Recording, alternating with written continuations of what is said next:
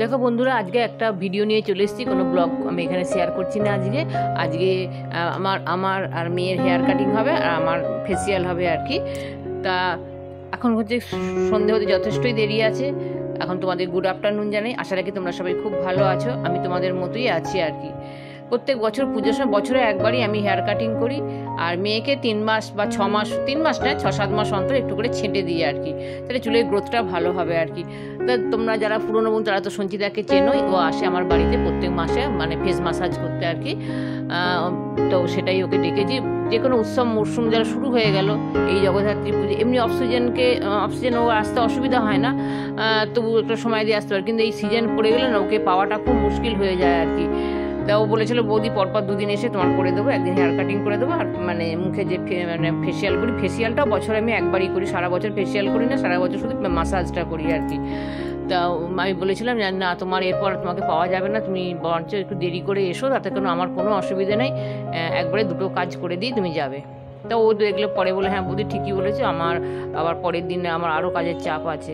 যাকে ও এসেছে যথারীতি করতে। দেখো মেয়ের চুলটাকে একটু সেট করে দিচ্ছে আর কি, ওর বেশি কাটবো না, কারণ একটু বড় হয়েছে, এরপর আর মানে ছোটো করাটা ঠিক নয়, তবে এটাই রাখবো এখন, এর চেয়ে আর বড় করবো না আপাতত, যতদিন না পড়াশোনা হচ্ছে এরকম ছোটোই থাকবে আর কি।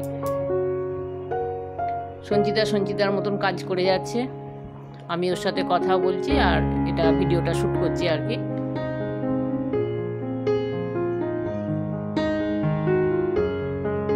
তাই সে কথা হচ্ছিল সঞ্চিতার সঙ্গে। সঞ্চিতা কতদিন হচ্ছে মানে কতদিন না কত বছর হলো, ও বলছে বৌদি 10 বছরের ওপর হয়ে যাবে।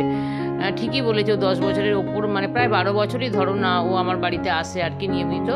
এখন তো ফ্ল্যাটে এসেছি, তা বাড়িতে পুরনো বাড়িতে যখন আমরা থাকতাম আর কি, তো তখন থেকেই আর কি ও আসে আর কি। পুরনো বন্ধুরা এটা জানে আর কি, আর নতুন বন্ধু তো অনেক এসেছে, তাই সেই নতুন বন্ধুদের উদ্দেশ্যেই আমি এটা বললাম আর কি।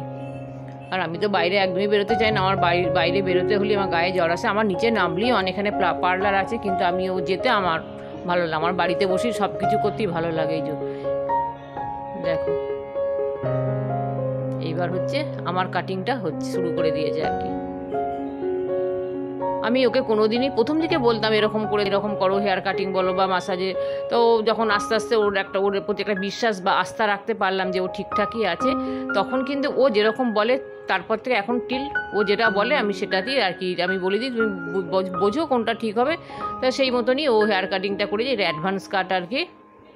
তো এটা ভালো করে শো করছে না, যেহেতু চুলটাতে অনেকটাই স্প্রে করতে হয়েছিল, চুলটা ভিজে বলেই এটাকে ভালো দেখা যাচ্ছে না, কিন্তু বেশ সুন্দর করেছে কাটটা আর কি। দেখো খুব ভালো, মানে একটা শেপটা সুন্দর হয়েছে, কিন্তু এটা এখনও আবারও বলছি খুব একটা ভালো কিন্তু বোঝা যাচ্ছে না, চুলটা শুকনো হলে আরও ভালো বোঝা যেত আর কি।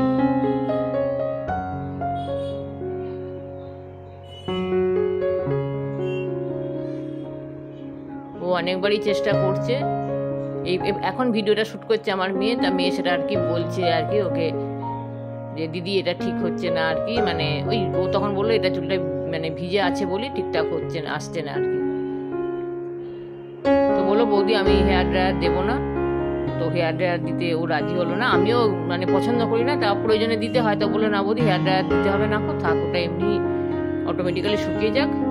এবার চলে এলাম দেখো আমার থ্রেডিং করতে, তারপর হচ্ছে মাসাজ করে এই ফেসিয়াল হবে। ফেসিয়ালের পর এবারে যে ফেসিয়ালটা করবো, মানে এবারে বলতে পুজোতে আমি যে মানে অনলি তো বছরে একবারই ফেসিয়াল করি, ফেসিয়াল আগে ধরো মাসাজ করতে, তারপরে এখন মাসাজটা পরে হবে, আগে ফেসিয়াল হবে। কি ফেসিয়াল সেটা তোমরা দেখো, অনেকেই করো সেই ফেসিয়ালটা, তা আমি এই প্রথম এটাই করলাম, এর আগে অন্য ফেসিয়াল ও যেটা বলেছিল সেটাই করতাম আর কি।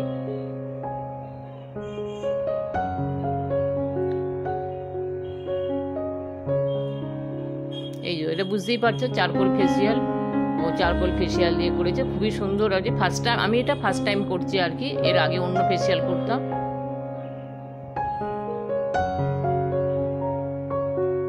আমি বলে দিচ্ছি এটা আমাকে যখন আমি ফেসিয়াল করব তুমি এটাই করে দেবে। যারা জানো তো ঠিক আছে, এটা কিন্তু প্রত্যেক মাসে কিন্তু এটা ভালো ঠিক নয়। এটা যদি কেউ নিয়মিত করতে যায় 1 মাস অন্তর গ্যাপ দিয়ে করাটাই বেটার, ও যেটা বললো আর কি। ভীষণই সুন্দর এটা করলে। যারা ব্লিচ করো, এটা ব্লিচ করার মানে ব্লিচ না করে, ব্লিচটাতে একদমই ভালো নয়, ব্লিচ করার মানে থেকে বাদ দিয়ে এটা করা অনেক বেটার আর কি। আমি কিন্তু খুব একটা ফিল্টার দিই না, তোমরা অনেকেই জানো। হ্যাঁ, সেটা তোমরা যতটা দেখছো মোটামুটি ধরে রাখো প্রায় সেরকমই। ক্যামেরাতে একটু একটা হয়তো একটা ব্রাইটনেস আছে ঠিক কথা, কিন্তু আমি ফিল্টার দিই না। তা বন্ধুরা, ভিডিওটা তো শেষ করতেই হবে আমাকে। দেখা হচ্ছে পরবর্তী কোনো একটা ভিডিওর সাথে। তোমরা সবাই খুব ভালো থেকো, সুস্থ থেকো, টাটা বাই।